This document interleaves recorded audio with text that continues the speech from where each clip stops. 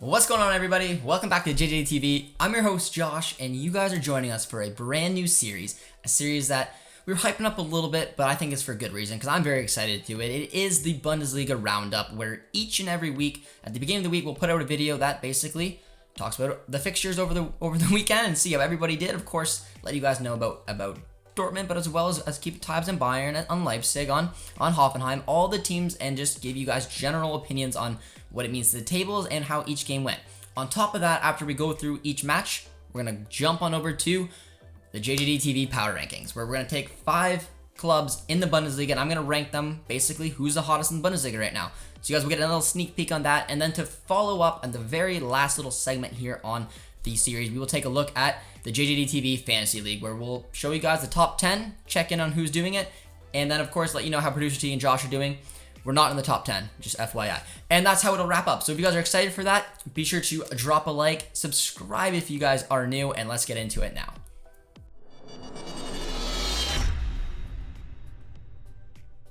So the first match that we are going to take a look at was the first game of the Bundesliga season. It was Gladbach, it was Bayern, it was a 1-1 draw. If I had confetti, it's just...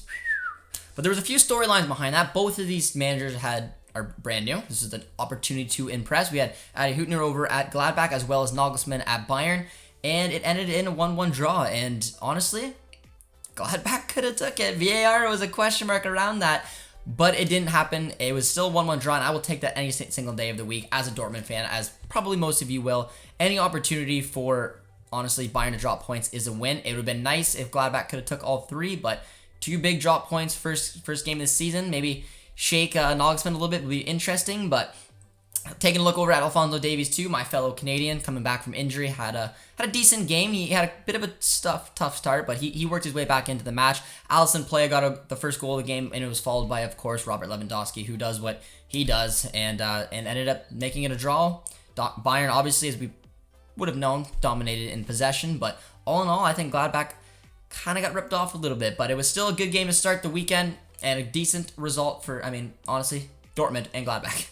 Taking a look at the second game of the weekend was one that had a 0-0 draw written all over it, and surprise, surprise, it ended in a 0-0 draw. Arminia, Bielefeld, and Freiburg. There's not a crazy amount to talk about. They pretty much lined up going for a draw. There was a few opportunities here and there, but ultimately, it's one of those games, not the ones that usually catch the neutrals out there for the Bundesliga, but either way, decent result for both of them. Arminia at home, not always an easy opportunity to take 3 points from Freiburg. I think they would have been fine with the 1-1 draw. Arminia maybe, would have tried to go for all 3, but all in all, I think both clubs would probably be happy with a 0-0 draw, and honestly, from this affair, there's not much more you can ask for that. Not near as exciting as some of the other games around the weekend, probably the dullest game, but decent result for both squads. Our third matchup saw Augsburg host Hoffenheim, and Hoffenheim we knew basically had a pretty bust of a year last year. It was a very, very poor season considering that they were always kind of flirting with that Champions League spot, those Europa League positions, and then to have the season they did last year was quite poor, but they came out with a statement win over Augsburg, taking them down 4-0. Now, Josh did have Andre Kramaric, who picked up a hat-trick of assists for his fantasy league. I know, thank you very much. But they were playing in a 4-2-3-1 lineup, a little bit different than their typical 3-5-2 we saw for good chunks of last year, and they looked a lot better this year. Andre Kramaric usually wanted to put the ball in the back of the net, was finding a little wizardry behind him in that match where he found a hat-trick of assists. Sebastian Rudy and Larson were on the score sheet as well, the ex-Dortmund player. And all in all, Augsburg was one of the teams I thought was going to struggle this season. I believe I put them towards the relegation area, and unfortunately for them, it's kind of looking a little bit like that season. Augsburg usually have some games like this where they get pumped, but somehow find a way to survive, and not an easy start to lose 4-0 at home for Augsburg, but kudos to Hoffenheim and company getting those 3 big points, and Andre Kramaric picking up where he left off, not really in the goal-scoring charts, but producing and getting a hat-trick of assists. Very impressive, and a great start for Hoffenheim to start the season. Moving on over to the fourth match of the weekend, we took a look at Union Berlin and Bayer Leverkusen, and decent game. It was a decent game. 1-1 draw. I don't think either team would be too bummed about that. Leverkusen did dominate in the possession, but that was expected. Union Berlin set up very well. Very tough team to go up to, especially when they're the home team, and take all 3 points. debut game for Gerardo Simeone, and I think that they lined up pretty decently in the 4-2-3-1. Diaby got on the score sheet. Obviously, when it's your debut match, you want to pick up all 3 points, but knowing how tough Union is to go to, I don't think Leverkusen can take too much away. Just the fact that they didn't lose the match was impressive, because this is what Union does. They're tough to break down. They're very well coached, very well drilled, and all in all, 1-1 draw. I think both teams can be probably pretty happy to take the fact that neither one of them lost the opening match and move on to the next match. So decent game all around. Not a bad start for Leverkusen. Probably wanted a little bit more, but all in all, point each way, we move on. Our 5th match of the weekend took a look at Stuttgart taking on Greuther Fürth, and not a great match coming back to the Bundesliga. They were the team I predicted to finish dead last in the table, and they're looking to play the part as Stuttgart came out absolutely flying. We just talked about Kramaric picking up a hat-trick of assists, while Sosa basically one-upped them. I mean, Kramaric was playing as a cam. This is playing as a left wing back, and incredible match. Stuttgart looked phenomenal. Got to give them a huge amount of credit to put up 5. They're still a Bundesliga squad. They did exactly what they needed to do to come up to the Bundesliga. They can't be taken lightly, and Stuttgart did not take them lightly. Put the hammer down. Massive, massive result. And yeah, I mean, at this point, we got pumped 5-1 against Stuttgart last year. It's a tendency to put up that scoreline. Nothing but, honestly, good things to say about Stuttgart, and they're ones to watch out for. A lot of question marks will be asked about the newly promoted boys, and they're just going to have to take this one on the chin, try to learn from it, and move on. But kudos to Stuttgart. Incredible result. The 6th matchup we're taking a look at is Wolfsburg taking on Bochum, and as you guys are watching this now, we've learned the fate of Wolfsburg, knowing the fact that they got tossed out of the Pokal for that 6 and illegal substitution they made in extra time, and things technically were better, but in the grand scheme of things, I mean, I don't think it was a very impressive win by Wolfsburg and Mark van Bommel's men, because there was a red card in the 4th minute. There was an entire match that Wolfsburg played up a man, on top of the fact that Bochum is the newly promoted side, and they only won 1-0. It was a missed penalty by Weghorst. He made up for it with a nice finish in the end. And all in all, the fact that Wolfsburg only had 60% possession after being up the entire game by one man, it's a lot of question marks. I said Wolfsburg's squad at the beginning of the season looks genuinely better than their side was last year. It's the management. I'm a question marks over Mark van Bommel. I don't know if he was the right man for the job. He did get 3 points. I mean, technically he won the Pokal, but he took it to extra time, and then honestly, coaching decision got him tossed out. There's some question marks to go there, but in my opinion, a 1-0 win for Wolfsburg over Bochum is job done. But a lot of question marks to ask. In my opinion, not quite good enough. But they picked up the 3 points, so Mark van Bommel got to keep learning, keep moving on for there. And I mean, Bochum, there's not much to say when you pick up a red card in the 4th minute. I think they'll be eager to get back going and have I guess, a more fair matchup next time around. But Wolfsburg pick up 3 points, and it'll help them on their quest for Champions League football. Our 7th matchup features Borussia Dortmund and Eintracht Frankfurt, a match that we unfortunately weren't able to do the watch along with because we were away camping, but it was a 5-2 victory. Massive, massive result for Borussia Dortmund. Haaland, 2 goals, 3 assists. Gio looking incredible. Hazard, nice to see him out on the wing, even though he picked up an ankle injury, but it was still nice to see that Marco Rose could have some fun with the formations. A lot of question marks going to be around Oliver Glasner and his Frankfurt men, because they look very poor getting dumped out of the Pokal in the first round and then got ran over by Borussia Dortmund. Not a great start for him, and a little bit surprising because Glasner did such incredible things with Wolfsburg last season, leading them to Champions League football. I thought he was an excellent signing for Frankfurt, but losing Andre Silva, there's a little bit of a hole going forward, and the system is just not implementing very properly, and they just completely look scrambled. A lot of question marks are going to be asked around Frankfurt and whether this season's going to be anything for them, or if it's going to be a little bit of mediocre season, finishing in like a 9th or 10th place, because that's the season that's looking like it's going to happen unless they can start figuring it out right away. As for Dortmund, I don't know. Boys are looking good in attack. A little bit of iffiness that's going to go on the back line, but that's expected right now with their very depleted, injury-riddled back four. But it's job done, and I guess as long as we outscore the oppositions, we're going to win the game.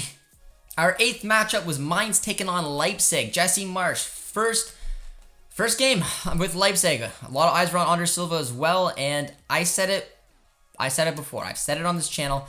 Jesse Marsch will be in for a wake-up call under Leipzig, and that's exactly what he got. I don't think this is going to be a disastrous season by any stretch, but when I was talking about competing for the title, I said Jesse Marsch is going to have an introductory phase into the Bundesliga, and already this very well-coached Mainz side was stubborn, was defending with their lives. Bo Svensson has done an incredible job to get Mainz to one of the hottest teams at the tail end of last season. He's carried it over. 3 massive points over Leipzig is something not to take lightly. And Leipzig are going to have to go back to the drawing board and see what they're going to do. They were playing in the 4-2-3-1. Jesse Marsch played a lot of the 4-4-2. Maybe he starts switching it up, get an extra striker in there. Andre Silva can do that, but what they did, they created a lot, but just were not able to put the ball in the back of the net. And with that, Mainz with a big upset already opening day. And Jesse Marsch is going to have to go back to the drawing board to find a way to get back into the race, because when you're taking on the likes of Dortmund and especially Bayern, dropping points this early, not ideal.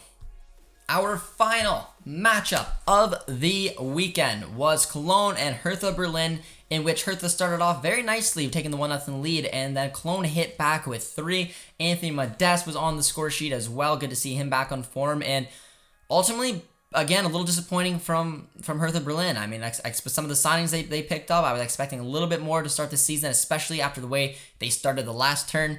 Not ideal, especially against Cologne, who just by the skin of their teeth avoided relegation, but an excellent start for them. And once again, Hertha Berlin's going to have to figure a way to get this thing going, because the pressure on this team is not easing up anytime soon. But all in all, great result for Cologne. All right, ladies and gentlemen, it is time for the first JJD TV power rankings of this season. We went to the Discord a little bit, so if you guys want to follow us on our Discord and have a say in the power rankings, it's in the description. And from what they said, as well as what I've said, we've come up with a list, and this is the power rankings. In 5th place, I put Gladbach there. I put them there because getting a result against Bayern is huge no matter what. Great way to start off the season under new management as well. They deserve to be on my list, but if they would have won it, they'd have been a little bit higher, but a result, the first draw for them, massively important, especially taking on Bayern.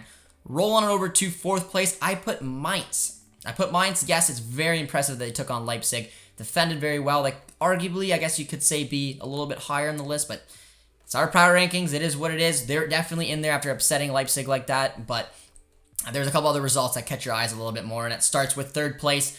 On the podium for the power rankings this week is Stuttgart.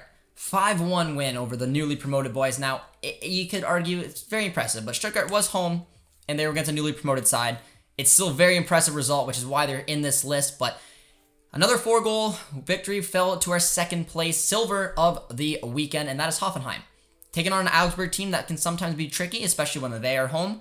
Hoffenheim demolished them 4-0 away from home. I think it's very, very impressive. Some incredible performances, especially from their key men in Andre Kramaric, which is very, very impressive, and that is why they're sitting 2nd, but I had to put them 2nd to Borussia Dortmund. I put them 2nd. I know we only won by 3 compared to their 4, and we were home, but Frankfurt's a stronger team than Augsburg, and I'm a little biased, and the Discord was absolutely all for it. So that's why we put Dortmund as the hottest team right now, as they should be. They're the team right now that everyone's caught their attention. 5-2, not only with the performance, but the individual performances. Looking at Gio picking up steam, Marco Reus looking like he's in his prime, and Erling Haaland, 2 goals and 3 assists. I think you'd be pretty terrified for any defense going up against that offense that is Borussia Dortmund, which is why first game of the season, taking it like that, 5-2, they're leading the chart. So those are my power rankings, guys. Let me know in the comments if you agree or not, and if you want to get in it, like I said, be sure to join our Discord, because each and every week we're going to turn it and get your guys' opinions on what our power rankings should be. But right now, to JJD TV and company, those are the 5 hottest teams in the Bundesliga. All right, guys, you've made it to the final section of the roundup, and that is the JJD TV Fantasy League, where we're taking a look at our top 10 list right now. And a big shout out after the round 1, BVB Mumbai sitting in 1st place with 177 points, and those on screen right now are the rest of the participants in the top 10. And then also a little, just to compare how you guys are doing. 177 is leading the way. Producer T doing relatively well, sitting in 24th place with 132 points. Very respectable. Josh is sitting a little bit below that. I'm sitting in 52nd place, 113 points, but it's okay, guys. There's 33 games to go. I have an opportunity to climb back up the list, but big shout out to BVB Mumbai, who's leading the way right away. And I think Sosa and Holland were a big part of his incredible start. But very fun, guys. Thanks everyone who was participating in the Fantasy League. If you see your name in the top 10 list, be sure to say hello in the comments and throw a little subtle brag in there to get it going. But I promise you, Josh and Producer T will be back for the next week. But hope you guys enjoyed this new series that is now the Bundesliga Roundup, and I'm excited for you guys' basically opinions and anything you guys want to say. Be sure to leave some comments and let us know if there's any ways you want us to adjust the way this is going, because it's for you guys. I really enjoyed doing it and can't wait to see you guys next time. So one last time, be sure to drop a like, comment, subscribe, and we will see you guys soon.